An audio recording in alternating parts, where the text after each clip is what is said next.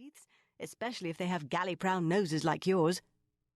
And while she spoke, she was down on her knees, searching among the leaves for the tough, slender scabious stems. Aquila leaned against the tree and watched her, making a discovery. "You've grown up while I've been away." She looked up, the flowers in her hands. "I was grown up before you went away, more than 15, and now I'm more than 16, quite old." Aquila wagged his head sadly. "That's what I say. I don't suppose you can even run now." She sprang up, her face alight with laughter. "What will you wager me that I do not reach the terrace steps ahead of you?" "A new pair of crimson slippers against a silver buckle for my sword belt." Aquila pushed himself from the tree trunk as she swooped up the skirt of her yellow tunic, with the flowers in its lap. "Done. Are you ready?" "Yes. Now!" They sprang away side by side over the short downland turf, by the level and drop of the old vine terraces, by the waste strip at the head of the cornland where the plough team turned, skirting the steading yard on flying feet.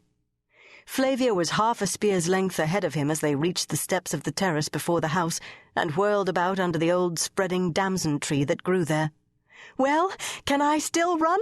I can run faster than you can now, and I'm a girl." Aquila caught her by the wrist. "You have sharp, hollow bones like a bird, and it is not fair." They flung themselves down on the step, panting and laughing, and he turned to look at her. He loved being with Flavia again. He always had loved being with her, even when they were small. She was 2 years younger than he was, but Demetrius, their Greek tutor, declared that they had been meant to be twins, and something had gone wrong with their stars to bring about the 2 years that one must wait for the other. Flavia's hair had come down and was flying about her shoulders, hair as black and harsh as a stallion's mane, and so full of life that she could comb sparks out of it when she combed it in the dark. He reached out and gave it a small brotherly tug. "Brute," Flavia said happily.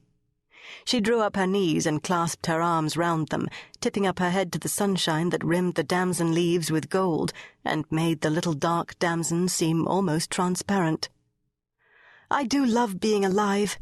I love the way things look and feel and smell. I love the dustiness of July and the dry singing the wind makes through the grass, and the way the stones are warm to sit on, and the way the honeysuckle smells."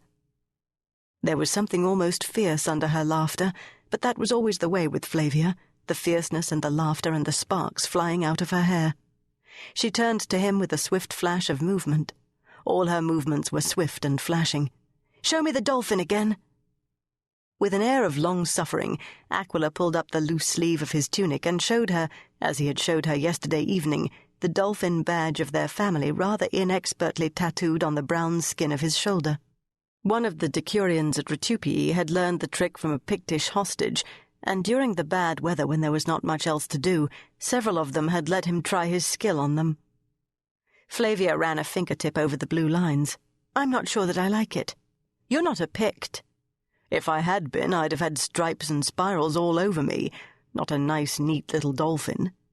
It might come in very useful. If I were away from home for a long, long time, and when I came back nobody knew me again, like Odysseus, I could take you quietly aside and say, 'Look, I've got a dolphin on my shoulder.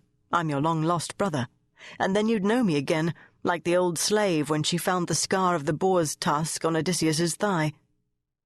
"Maybe I'd say, 'Oh, stranger, anyone may get a dolphin tattooed on his shoulder.' I'd be more likely to recognize you by your nose, however long that had been away." She turned to the tangle of honeysuckle and small downland flowers on her lap and began to arrange them for her garland. "Are you as glad to be home as we are to have you, even though it is only 1 year and not 20 like Odysseus?" Aquila nodded, glancing about him at the familiar scene. From close quarters one could see more clearly that the farm had known better days, the outhouses that needed re-roofing, the wing of the house that had once been lived in and was now a grain store, the general air of a place run without quite enough money, without quite enough men. But the pigeons were paddling in the sunlight below the terrace steps, and a flicker of brilliant blue showed where Gwinner was coming up with a milk pail, and he was home again, sitting on the sun-warmed steps where they had sat as children, talking nonsense with Flavia. Something moved in the farmyard, and Flavian, their father, came out from the stable talking with Demetrius. Demetrius, who never smiled himself,